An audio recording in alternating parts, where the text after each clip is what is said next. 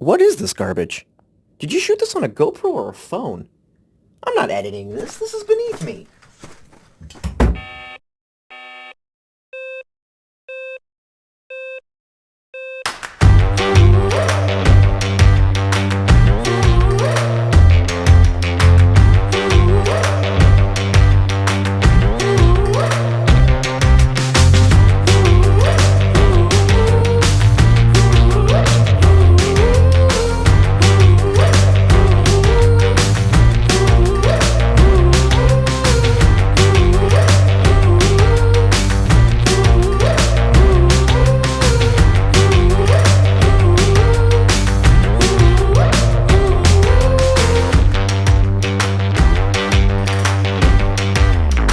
Hi, I'm Kate Wallen-Elliott and oh yeah, I'm doing this one by myself, which is why you've got the shaky cam and well, I'm here. This is the MGZ SEV, the 2020 version, and this is our drive review. Now if you're looking for our video of the specs, then you'll want to look up here where we talk about the interior design, the trim and all those kinds of things. The first thing you notice driving the MGZ SEV is that it is not the quietest of cars. It definitely transmits a little more road noise than you get with the less budget-oriented vehicles. But that said, because it's an electric vehicle, the actual in-cabin noise is not that bad unless you get up to motorway speeds when it does become pretty noticeable. On these kinds of roads though, it is pleasant and quiet. The ride and handling are a little bit, shall we say, unrefined. This is definitely not the kind of road on which this vehicle excels. It does, again, you get quite a lot of rumble through from the suspension, and, well, you can feel that suspension being a little bit coarse. It doesn't do anything terribly unpredictable, however. There's no huge amounts of understeer or oversteer to manage, and it generally goes where you point it. When we talk about in-cabin noise, we're often talking about noise from the road, or we're talking about transmitted noise from the wind outside. But the other thing that you get in this car is quite a distinctive motor whine. You hear it even at low speeds, and on high speeds, at motorway speeds, it can be quite niggling. You just kind of notice it wailing away back there. It's not the most pleasant noise. There's also a lot of noise from the accessories. The wiper motors, you can hear them, you can hear the air conditioning working away. All of that gets transmitted straight through to the cabin, and that's one of the places that you really do feel the way that they've reduced the price on this vehicle. That motor whine, which comes from the 105 kilowatt permanent magnet motor, does give enough power to get you up to speed pretty briskly, particularly in town. On the motorway, the top speed of 87 miles an hour, well, that's fine in England where the top speed is 70 miles an hour, but in some other parts of the world that might be a little bit awkward. And certainly those overtaking maneuvers where you really want to put your foot down and just zip past someone, you don't have a great deal of power up at that top end to do that kind of thing. It definitely feels like a value engineered vehicle. The feel of some of the switchgear, it's all definitely okay, but it really doesn't feel particularly well put together. But it does have a lot of features that help to make up for the fact that at that price you are still getting automatic wipers, you're still getting lane keep assist, and while the lane keep assist I find a little irritating, particularly outside of major roads, so driving down roads like this you really feel that it's a little bit slow and a little bit laggy, and it wants to pull the car in directions that aren't necessarily terribly helpful. So I often find myself turning it off on these smaller backcountry roads.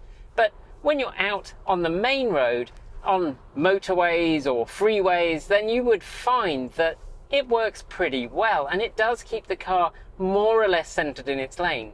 As I say, it does sometimes seem to be a little bit slow, and it does seem to be a little bit late, so you get quite close to or even across the line before it actually notices, and once it does, it pulls you back with a little bit more of a jerk than I would like. But that said, it is a standard feature on this model, One of the things that has struck me as I've been driving down the motorway with the driver assistance system is that it is quite irritating at times with its reminders to hold onto the steering wheel. I have had my hands on the steering wheel the entire time driving this car. It's not one that inspires you to let go even for a second, but it is quite persistent, and sometimes those reminders kick in even when you have your hands on the wheel and you are providing steering input. All that said though, the traffic speed sign recognition does work pretty well, and it has popped up with alerts appropriately timed that this is an area with variable speed limits, or this is a 50 or a 40, and those have been pretty reliable. Out here in the sticks where the speed limit is 60, it just tells you that it's national speed limit. Although you'd be unwise to do 60 on this in any vehicle, at least unless you were rally driving and the other end of the road was closed. The electronic traction control, which kicked in several times while we were trying to pass through some pretty muddy, slippy roads, did do its job, but again, it really felt kind of in your face. You knew it was doing it, and it was letting you know it was doing it, and it just felt pretty basic. It felt slightly rudimentary. It let you know what it was doing because it hadn't been refined in that same way, and that is the way a lot of the car feels. It's just a little bit unrefined.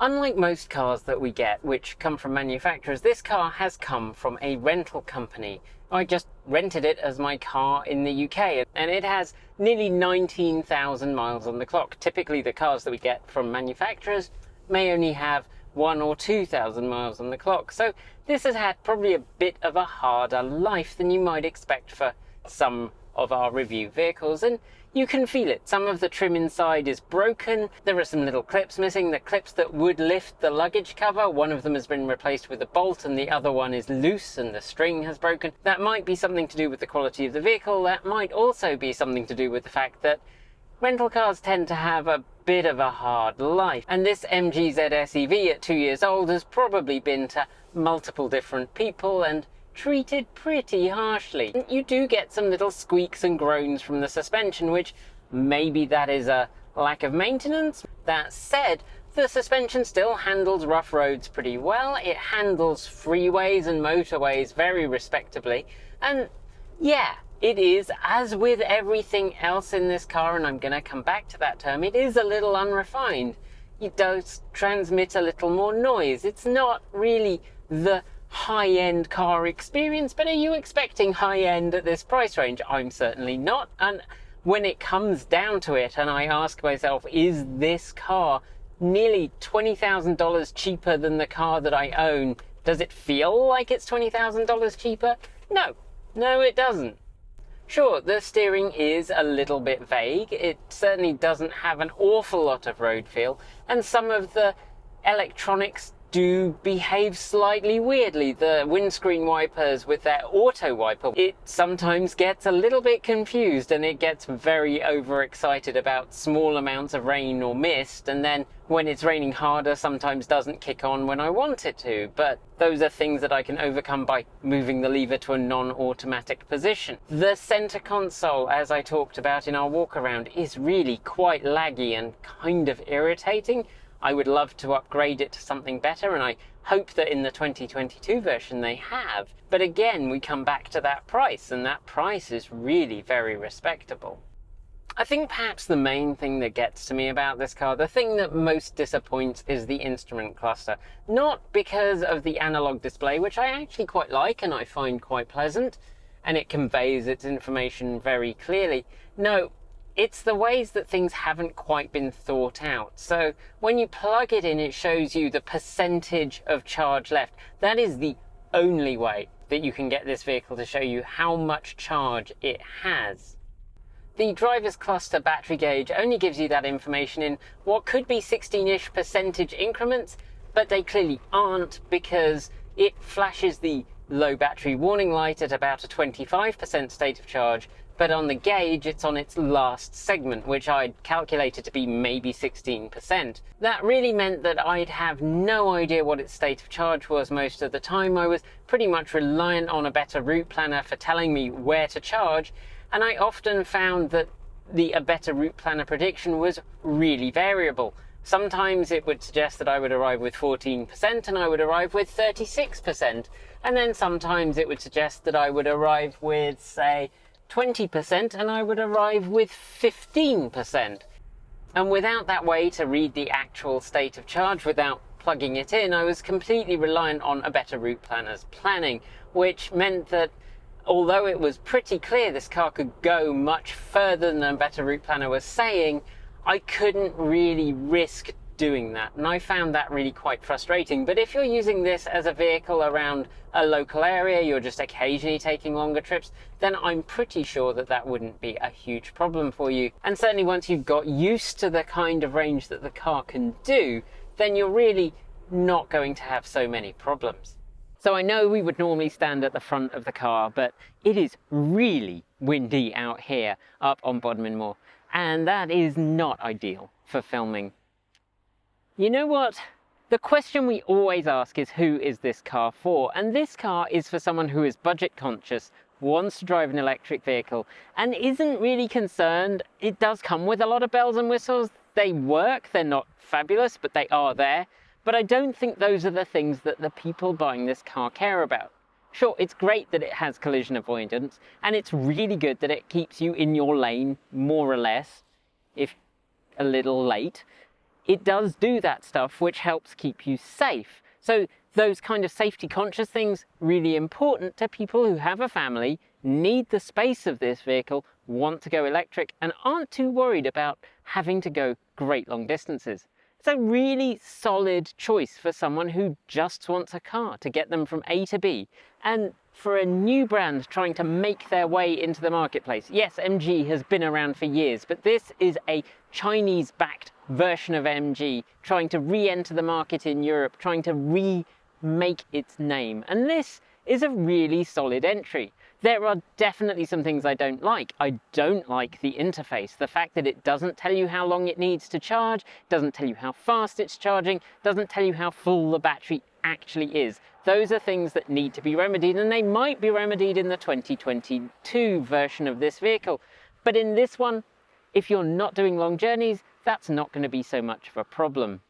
Would I consider one? Yes, I probably would. In the US, I probably wouldn't have this as my primary car. That range just isn't quite there, and the charging of 50 kilowatts does take a while. But that said, if I lived in Europe, I might well consider it. 150 miles is enough to get you a good long distance, and definitely as a second vehicle, I can see this being cheap to maintain in the long run. I can see it being a great second car. As you know, I'm here on vacation. My lovely wife is holding the camera and the teleprompter, if you're wondering why there was a bit of a cut there. That is it for today. If you liked the video, please consider giving it a thumbs up and sharing it with your friends. And don't forget to leave your thoughts below.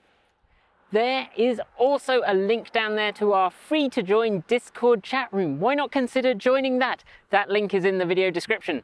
And if you really like the video, why not give us a super thanks? It's easy to do, and everything you send goes towards helping us make great content. And in this case, removing an awful lot of wind noise, because it's really windy up here and I forgot to bring the dead cat that goes on the mic. If you haven't already, make sure you're subscribed to this channel and our other channel, Transport Evolved Take 2, and give the bell a gentle ring to make sure you are told the very second our next video goes live. Thanks on behalf of the entire TE crew go out to everyone who makes TE possible. That includes everyone who supports us on Patreon and YouTube, as well as those of you who just watch the videos and share them. Sharing the videos does such a lot for helping us grow. If you're a supporter at the charged up level, you'll see your name right here on my right. Yes, indeed, but if you have just joined and your name isn't showing up just yet, we're really sorry. We render the video for that bit out approximately once a week. And sometimes we produce our videos in advance, so it might be an old one if your name isn't there. Hopefully it will be in the next video. Thanks to our self-driving tier supporters, Chris Maxwell, Pedro Muro Pinheiro, Patrick Boyarski, Bennett Elder, Brian Newton, David Kitchen, Michael Goad, Ricky Leong, Andrew Martin, Guido Drahota, Brophy Wolf, Tezza in the Gong, Gordon C., Stephen O'Donoghue, Kyle Hodgson, Anthony Coates, Regine Fellows, Dan Blair, Jim Burness, Chrissa Center, Chris and Michael Johnson, Peter Dillinger and Denny Hyde. And of course, out of this world Starman support thank yous to our Starman supporters. Anonymous Freak, Marcel Ward, Reggie Watts, Rory Litwin, Joe Bresney, Reed R, JP Fagerback, Russ, Will Graylan, Matthew Drobnak, Blue Says Hello, Kevin Burrowbridge, John Lyons, Andrew Glenn, Paul Conway, Laura Reynolds, Ellery Hensley. There's someone else. Oh yes, a big thank you to Ian. Want to be part of that amazing list? You can join Patreon at the link below. Hit the join button below to support us on YouTube or show us your support through Bitcoin, Ko-fi or our cool swag store. Links are all down there. And if you're unable to support us financially, just know that watching the videos and sharing them makes a really big difference to our ad revenue. Thanks for joining me, and as always, keep evolving.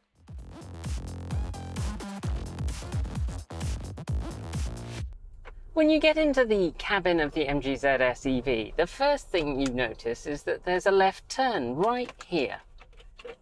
Keep evolving. Thank God for that.